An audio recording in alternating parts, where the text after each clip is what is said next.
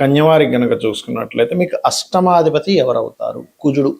మరి మీకు అష్టమాధిపతి పాపి కదా. ఈ పాప అయినటువంటి కుజుడు శుభత్వాన్ని పొందాలి అంటే శుక్రుడు గనక అక్కడ ఉంటే శుభత్వాన్ని పొందుతాడు.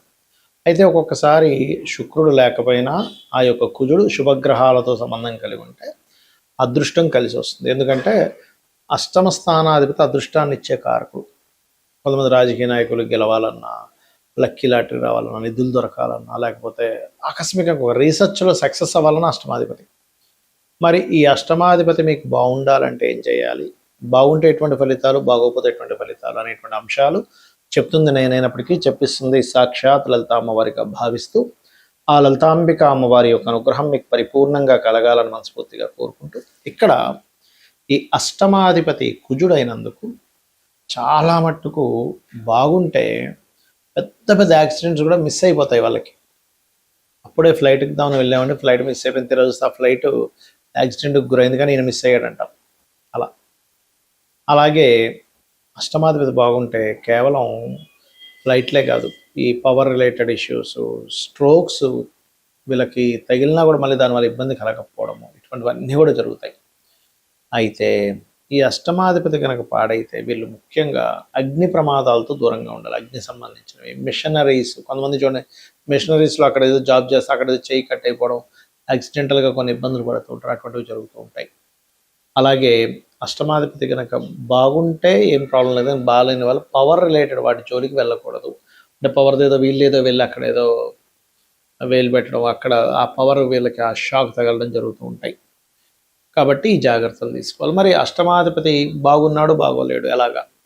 శుభగ్రహాలతో, మంచి గ్రహాలతో, ఈ లగ్నానికి శుభులైన వాళ్ళతో కలిసి ఉంటే బాగున్నట్టే, ఏం టెన్షన్ పడక్కర్లే. ఆకుపై అంటే దాన్ని క్యాప్చర్ చేయడం అంటారు, ఇంకో గ్రహం వెనక రాసుల్లో వెనక డిగ్రీల్లో ఉండి దాన్ని క్యాప్చర్ చేస్తుంది, అప్పుడు బాగున్నట్టే ఆ అష్టమాధిపతి. అలా కాదండి, కుజుడికి శత్రువులు ఎవరు? రాహువు, శని, లేదా నీచపడ్డ గ్రహం ఏదైనా బుధుడు, నీచపడ్డ బుధుడు ఉన్నాడు, అప్పుడు అష్టమాధిపతి పాడైపోయాడు. అంటే ఇదే కుజుడు వెళ్ళి అష్టమాధిపతి వెళ్ళి సప్తమంలో నీచబడ్డ బుధుడితో మీనంలో ఉన్నాడు అనుకోండి, పోయింది.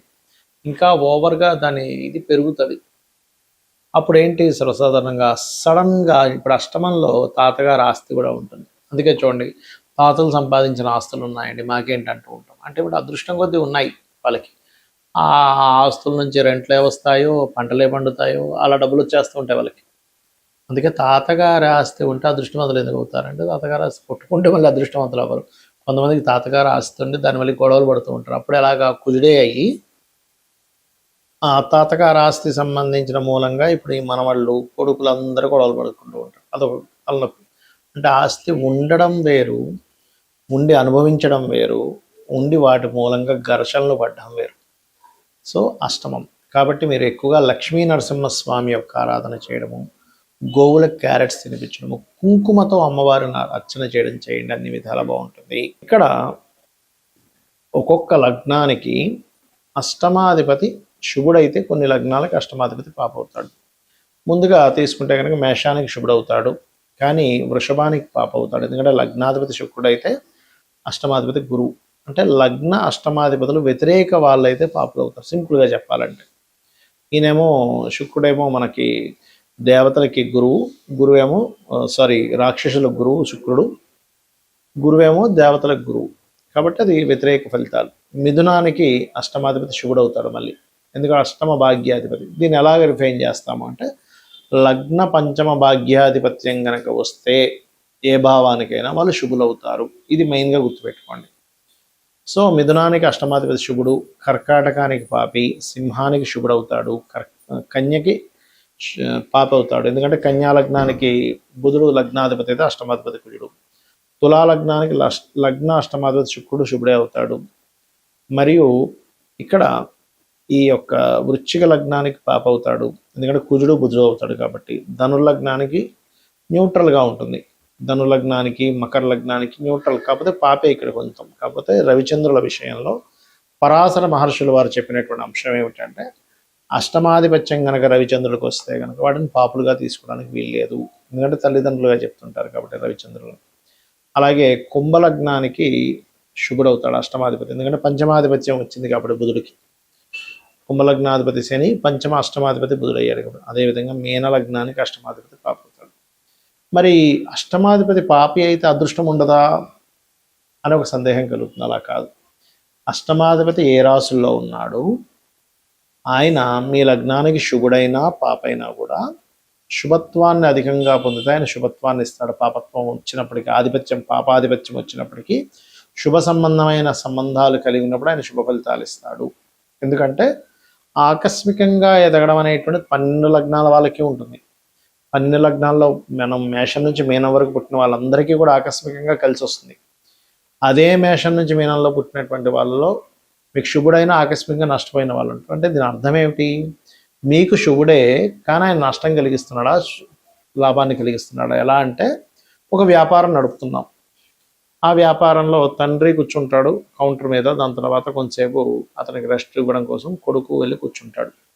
కానీ కొడుకు యొక్క బుద్ధి కనుక అక్కడ ఉండేటువంటి కౌంటర్లో ఎంతో కొంత ధనాన్ని తీసుకుని వెళ్ళి ఎంజాయ్ చేయడమో, వ్యసనాలకు గురైనప్పుడు కొడుకు సొంత కొడుకైనప్పటికీ అక్కడ ఉండేటువంటి ధనాన్ని అపహరించుకు వెళ్ళి కొన్ని వీక్నెస్ల వల్ల అతను ఆ యొక్క వ్యాపారానికి నష్టం వచ్చేలాగా ప్రవర్తించవచ్చు.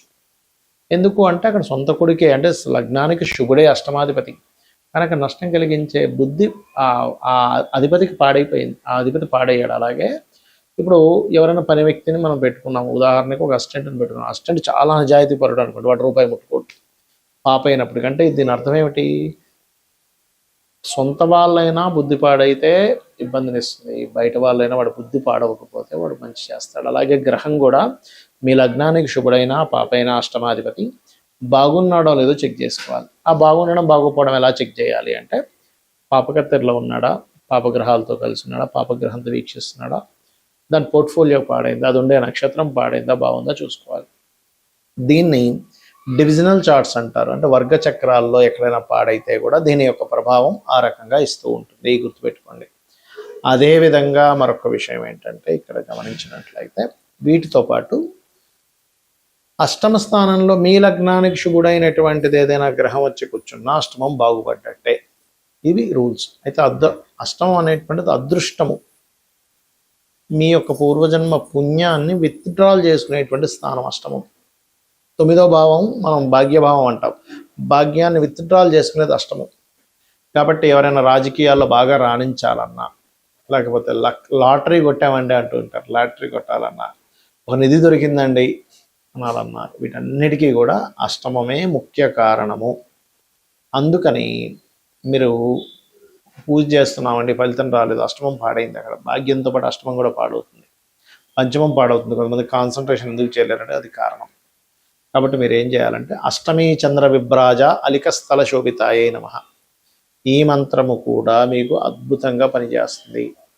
అదృష్టం అనేది లేకపోతే ఎలా ఉంటుందంటే దగ్గర దాకా వెళ్ళి మిస్ అవుతుంది. చూడండి, కొన్ని మనం సినిమాల్లో చూస్తూ ఉంటాం, సినిమా హీరోల్లో కూడా చూడండి, ఏ బ్యాక్గ్రౌండ్ లేదండి కానీ వచ్చేసి హిట్ అయిపోయి పెద్ద హీరో అయిపోయాడంటే అంటూ ఉంటాం. పెద్ద బ్యాక్గ్రౌండ్ ఉంది, తండ్రి చిన్నాన్నలు అందరూ డైరెక్టర్లు ప్రొడ్యూసర్లు ఉండి కూడా సక్సెస్ అవ్వలేకపోతుంటారు. దాన్ని అదృష్టం అంటాం. అసలు ఎప్పుడూ కొననటువంటి వ్యక్తి ఎప్పుడూ లాటరీ కొంటే టక్కన వాడికి కలిసి వస్తుంది. అసలు ఎప్పుడు నేను వెళ్తా అనుకోలేదండి గవర్నమెంట్ జాబ్లోకి, ఫ్రెండ్ ఏదో సరదాగా వెళ్ళాడు, ఫ్రెండ్తో పాటు నేను ఏదో సరదాగా అప్లికేషన్ పెట్టాను, గవర్నమెంట్ జాబ్ వచ్చేసింది అంటే. అలా కాకుండా మరి కొంతమంది కొన్ని సంవత్సరాల తరబడి పాపం ఎంతో కష్టపడితే కానీ రాదు కొంతమందికి, దీన్నే అదృష్టం అంటారు. ఆ అదృష్టం అనేది పంచమ లాభ భాగ్యాలతో పాటు అష్టమ స్థానం కూడా సంబంధం కలిగి ఉంటుంది, బికాజ్ ఆఫ్ పూర్వజన్మ పుణ్యం విత్డ్రాల్ ప్లేస్ కాబట్టి నేను ఇందాక చెప్పినటువంటి ఓం అష్టమి చంద్ర విభ్రాజాలిక స్థల శోభితాయ అని మహామంత్రం చేసుకోవడం. మరి కొంతమందికి ఇప్పుడు మనం చెప్పుకున్నాం ఏది నిధులు దొరుకుతుంటాయి ఎలాగా అంటే, పూర్వజన్మల్లో వాళ్ళు ఒక ఊరంతా ఏదో ఇబ్బందులో పడితే వాడి దగ్గర ఉన్నది మొత్తం సర్వస్వం కూడా దానం చేసిన వాడి వ్యక్తి అయి ఉంటాడు, లెక్క కట్టకుండా. ఇప్పుడు నేను ఈ దానం చేస్తే నాకేంటి లాభము అని చెప్పి లాభాపేక్ష చూసుకోకుండా, అవతల వాళ్ళు ఇబ్బందుల్లో ఉన్నారు కదా, ఆ ఇబ్బందుల్లో ఉండేటువంటి వారికి ఏదో ఒకటి సహాయం చేయాలనే భావనతో చేయడం అనేటువంటిదే మీకు ఇక్కడ ఫలితం ఇస్తుంది. ఇది పాటించండి, ఖచ్చితంగా మీరు అదృష్టాన్ని పొందుతారు. శ్రీమాత్రే నమః.